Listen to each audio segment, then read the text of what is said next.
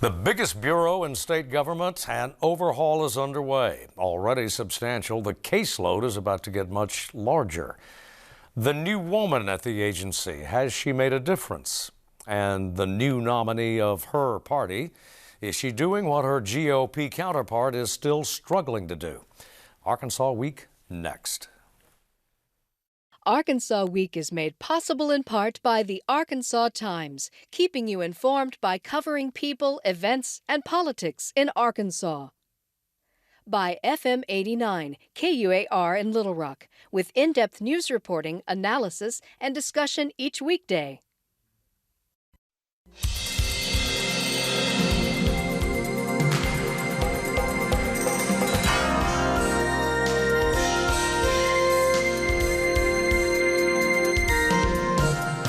This is Arkansas Week.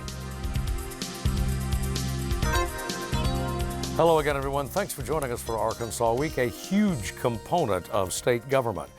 The woman at the top and the clients it serves. Some changes in order, or at least on the way, and that's where we'll begin tonight. Steve Brawner joins us, an independent journalist based in Little Rock. Wesley Brown, reporter, columnist for Talk Business and Politics. Ernie Dumas, an independent journalist and columnist for Arkansas Times. Thanks to all for coming aboard. Steve, a big week for DHS in a number of ways. The new numbers being reported and a new approach, perhaps, at least to some degree, in managing that agency. Sure. Well, among the news this week is that the number of Arkansans on the private option, and it is still called the private option until Arkansas Works gets its waiver, but we're up to about 290,000 who are covered in some way as a result of the program. They're not all on the private option. Some of them are on traditional Medicaid, but it's grown to that amount. Meanwhile, the new DHS director, Cindy Gillespie, has announced that she's completed a 60-day review of the department, and it's a huge department. 7,000 employees, $8 billion budget.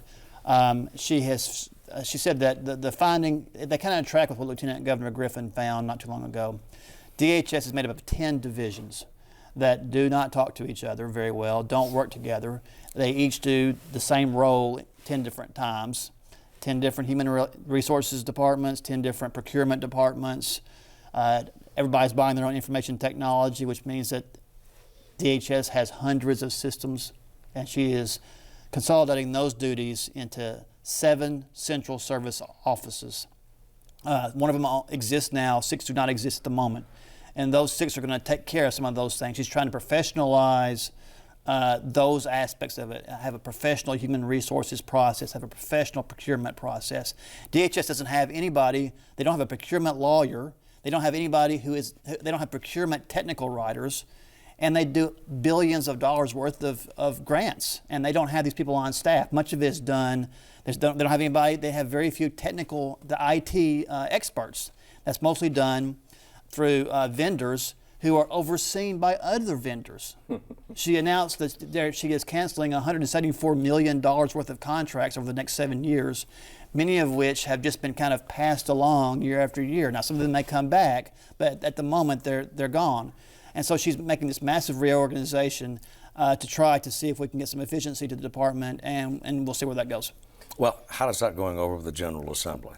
Well, that sounds good, but when somebody loses, somebody else wins often in the business of state government. I didn't hear anybody saying anything negative. I sat through a health reform legislative task force meeting that was many hours long, and of course no one was criticizing what she was doing. I think at the moment she has a lot of support.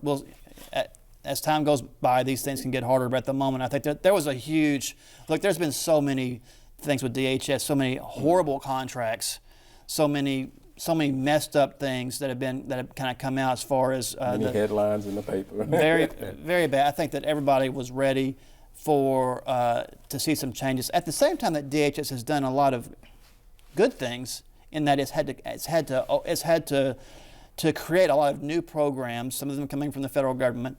And so it just has so much on its plate, and the organization of the department is just all wrong right now. Yeah, I think when you talk about DHS, its annual budget is about $8 million, and I billion. think $8 billion. And if you would, kind of put it side by side with the top 10 companies in the state of Arkansas to be in the top 10. So it's a huge organization. I guess the question that a lot of people are asking, and as you mentioned, once the details come out, is this a reorganization or restructuring, which means sometimes just moving the chairs around, or is it and the other question, is it a downsizing? Will this reorganization include downsizing? What that means is, are there going to be jobs cuts? And then if that happens, then there's going to be questions asked. Then you're going to have committee hearings and things over at the state capitol, and people are going to begin to ask questions about what's going on. You can talk about when it first comes out that, we're going to do these things and we're going to get these efficiencies. But even in private business, it's very hard for organizations to get the kind of efficiencies that really matter. A lot of times you see companies do that and they don't get any savings out of it or get any efficiency. All they do is cut jobs. And if that's going to happen, then there's going to be a lot of issues over at the state capitol. I have to say that this is a big story right now, and it's been a big story the last couple of years. It's been a big story for as long. When I went out to the Capitol the first time in the early 1960s, it was a big story because the Department of Human Services, or whatever, it's had a number of names over the years: Department of Human and Rehabilitative Services and so forth.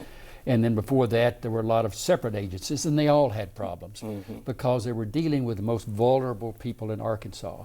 And during the course of a year, probably 800,000 to 1 million people in Arkansas partake of some kind of services by the department. One of the other agencies, the Department of Human Services. I remember when I first went out there, the Crippled Children's Program, and it was a disaster. And Orville Faubus was having to fire this woman. They were cruel to the kids.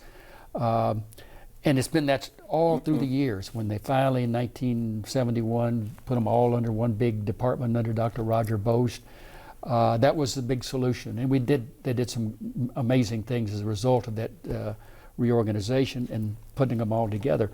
But as Steve says, it remains a big problem. It's and I think it always bronco. will. It is. It's always a problem because these people that you're dealing with typically have terrible problems.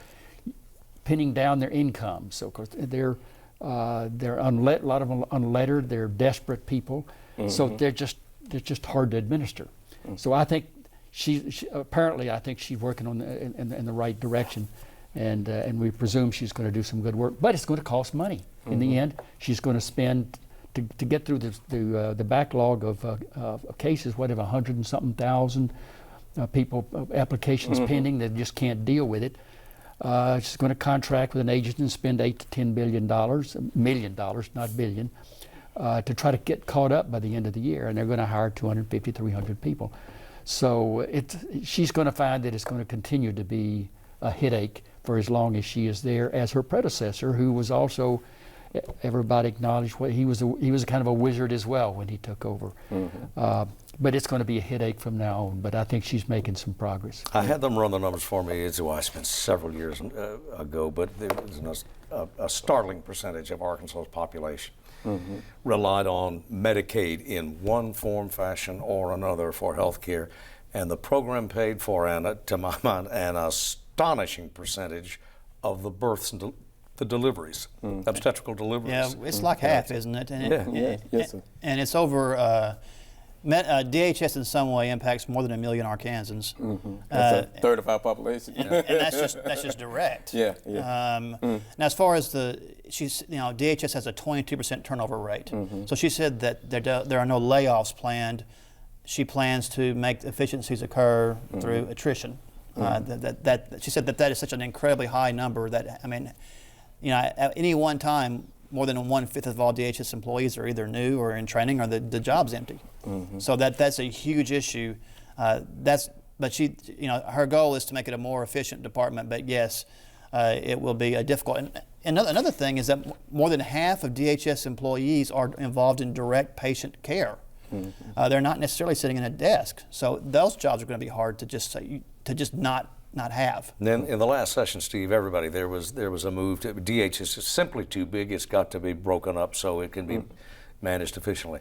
Has Director Gillespie, this consolidation, however you want, reorganization, consolidation, whatever, what's the status of that? Has that diffused the move to break up the agency a little bit more? Well, I've never heard of a move to break up the agency, so that'd be something that you would know. That I haven't heard that one.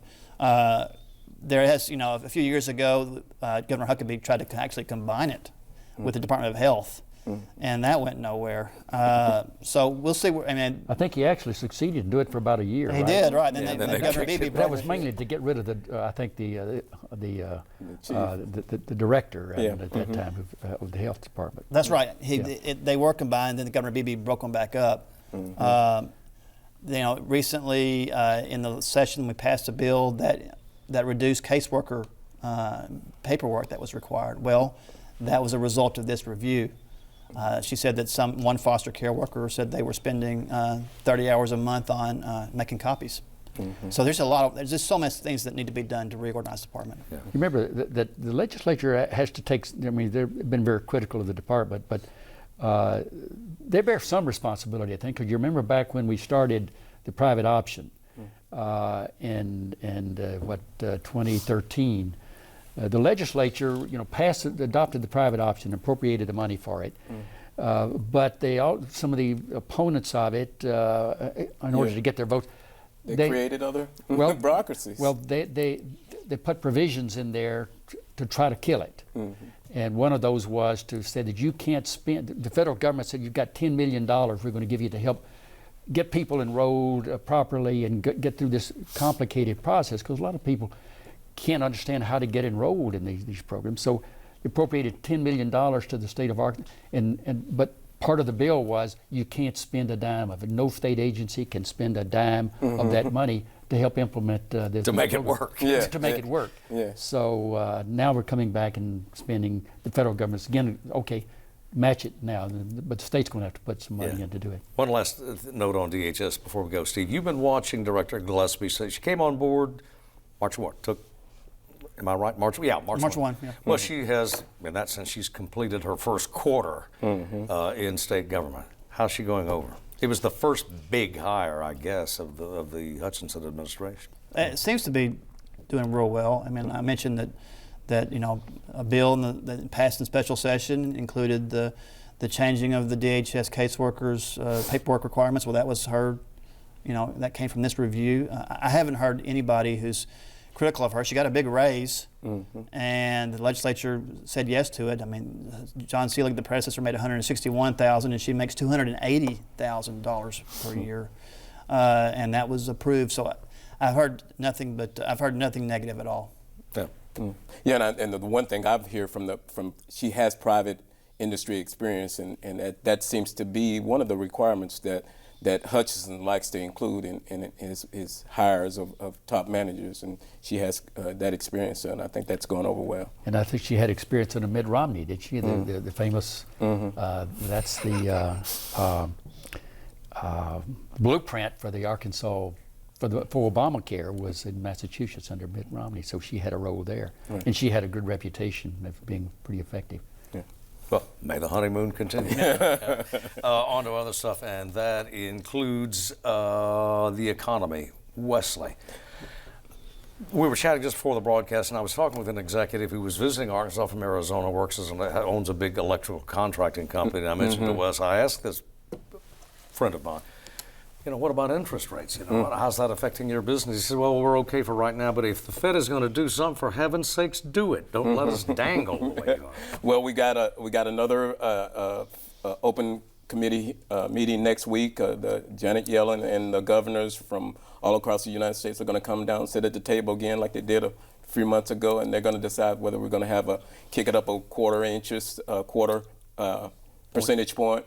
And what I'm hearing is, and she spoke earlier this week, we're going to raise the interest rates. We just don't. We may not raise them this month, but we're going to soon be raising interest rates. So, to your concern about what the executive that you talked, that's the frustration. Not only people don't mind if the government's going to raise the interest rates, just do it. Do something. Don't just continue to push it out and push it out and push it out, and that creates some certain.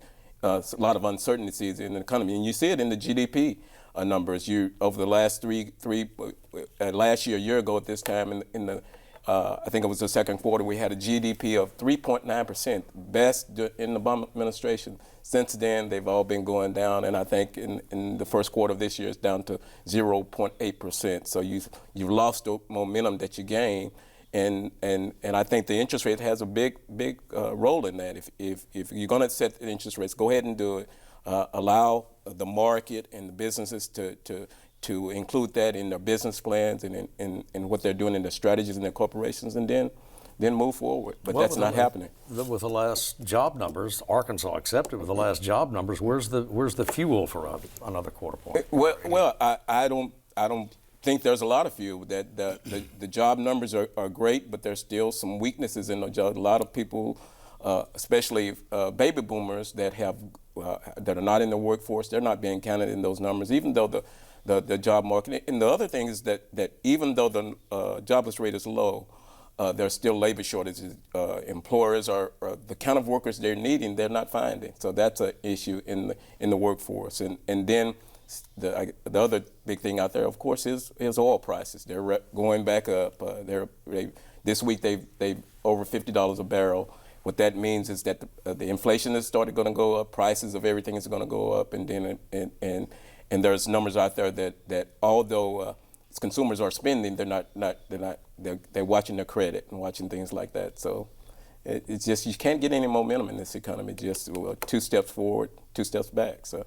I'm covering the trucking industry, and yeah, I was coming to you. The trucking industry is, I'm hearing that it's not great. Mm-hmm. The economy is not great. Mm-hmm. It's just sluggish, and so there's a lot of not fear, but there's an awareness that things are not moving that well. The GDP numbers, they've been hovering around that 2% mark, which is not terrible, but not great, and it's been now getting to be a while since the recession. And we have those on a regular basis, and the last one was getting to be a long time from now. So whether or not we're ready to move into something like that is probably a little premature to say that, but this economy is not humming along. It's just kind of sputtering. But the stock market is roaring along. We now have the second longest bull market in history, and 18,000 again in the Dow. So you got. It's just all over the place. Yeah, one of the things I see, and you both spoke to it, the fundamentals seem to be pretty good. The fundamentals of the stock market's good. Even though the GDP numbers are great, the job market's rolling along. But the emotional part of that is not doing. People are saying, well, things are doing well, but and corporate executives are saying things are going on. They're roaring profits, but they're saying, we don't have the confidence that a year from now or even 6 months from now that we're going to be doing as well, and that talk of recession is starting to come again. Well, in a couple of weeks or so, you've also got Britain's got a vote on the common or the euro. Yeah, that's a big fear out there that if Britain withdraws from the European Union, that's going to damage our economy as well as Europe and the rest of the world. So you got all of those factors out there that's playing into the Fed's reluctance, I guess, to move forward on raising the interest rate. And you always have those factors, but the one thing that you see sometimes during good economies, Bill Clinton did a great job of selling that we're doing great. We're the number one country in the world, and let's get out there and create jobs. Let's get out there and build homes. And I think that sometimes has an effect. With this presidential election, and I'm sure we're going to talk about that, you're seeing we're not doing well. There's nothing that is good about our economy. When there are some things. Segue. This is Arkansas. We can be colloquial. We'll call him Big Dog. It was announced this past week that Mr. Clinton is returning. He'll be the speaker at the JJ dinner, or what was after this year, I guess, known as the JJ dinner. I predict they'll sell some tickets.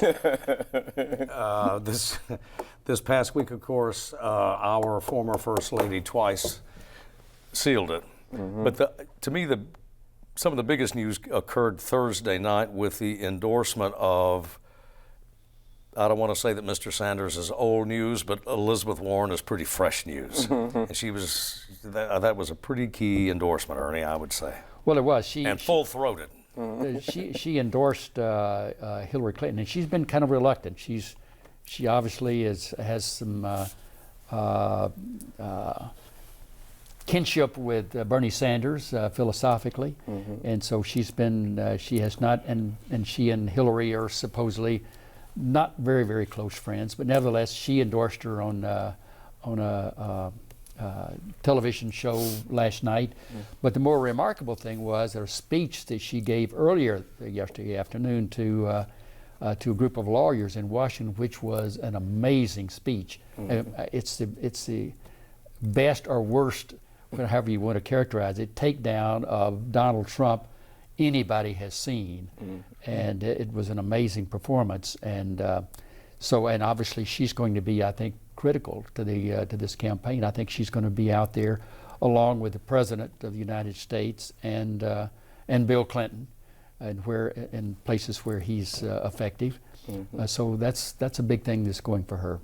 Yeah, and the other thing was that besides Elizabeth's, the President endorsed Hillary too, so those are two big endorsements that will. I forgot that one. Yeah, that will give some. That's not going to carry a lot of weight in Arkansas. No, it's not. No, it's not. And going to what Steve had said earlier, he thinks Elizabeth may be on the Hillary ticket, so it may be interesting. Well, that would be interesting if you not just have the first female nominee for president of a major party in history, and then to have Elizabeth Warren would not be the first vice presidential candidate. So I guess we've had three women vice presidential candidates from a major party.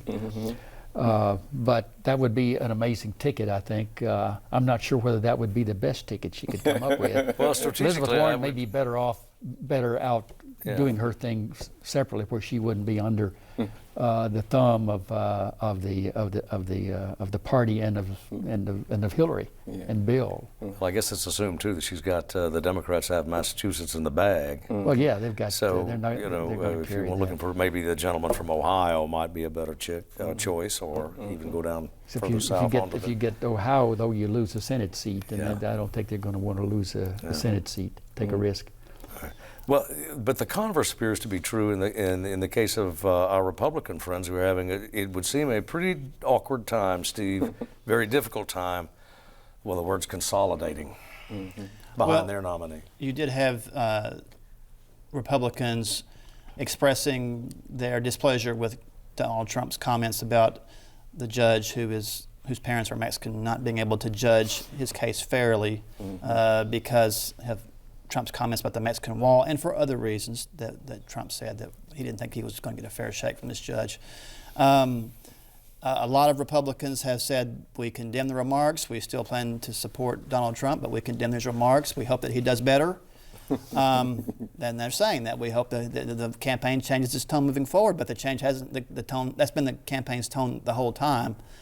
We'll see how this goes. You have some Republicans like John Kasich of Ohio, who is yet to really show their support for Donald Trump. We'll see where he goes. But at the moment, this week, you definitely, Governor Hutchinson expressed his displeasure with those remarks, and Senator Bozeman also expressed his displeasure with those remarks. But again, both of them reiterated that they still support Donald Trump as a nominee. Yeah, but other members of the congressional delegation couldn't track him down. They were. I think Representative Womack made a pretty strong denunciation of those remarks, but a lot of them did not. He did. A couple, three others were off somewhere. Yeah, and that's gonna, unreachable. That's going to for the next until the election. That's going to be an awkward dance because he's going to continue to, as we know in covering Mr. Trump. He's going to make those remarks. He's going to make, and most of the time, as we've seen, he's not going to apologize. He's not going to make a comeback and say, I'm sorry for the remarks I made. He's tried to walk back these comments a little bit, but that was awkward too, So can't keep him on prompter. Yeah, so that's going to be an awkward dance every time that he says something that's going to hurt or push aside a segment of the population. When we're, as reporters, we're going to go and ask our local congressmen, what do you think about that comment? And they're going to, as you said, some of them may hide, So it's going to be an awkward dance all the way into November. Yeah, awkward dance is a good description. Lindsey Graham, the senator and presidential candidate from South Carolina, is the one who's been out there very forceful, saying, I can't back this guy. He may yet do it, but and I thought most of them would wait until the convention to do it. But basically what they're saying, some of them, like John McCain of Arizona, who he said was not really a patriot because he got captured, was not a hero because he was captured, but they're all kind of supporting Trump. So basically what they're saying, yeah, he's a liar and he's a bigot, but he needs to be our president, and because we can work better with him than we can with Hillary Clinton. So it is awkward dance is a good description of what's happening.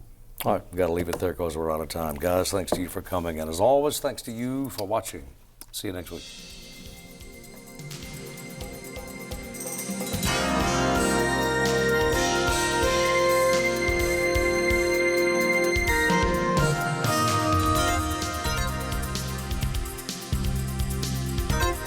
Arkansas Week is made possible in part by the Arkansas Times, keeping you informed by covering people, events, and politics in Arkansas. By FM 89, KUAR in Little Rock, with in-depth news reporting, analysis, and discussion each weekday.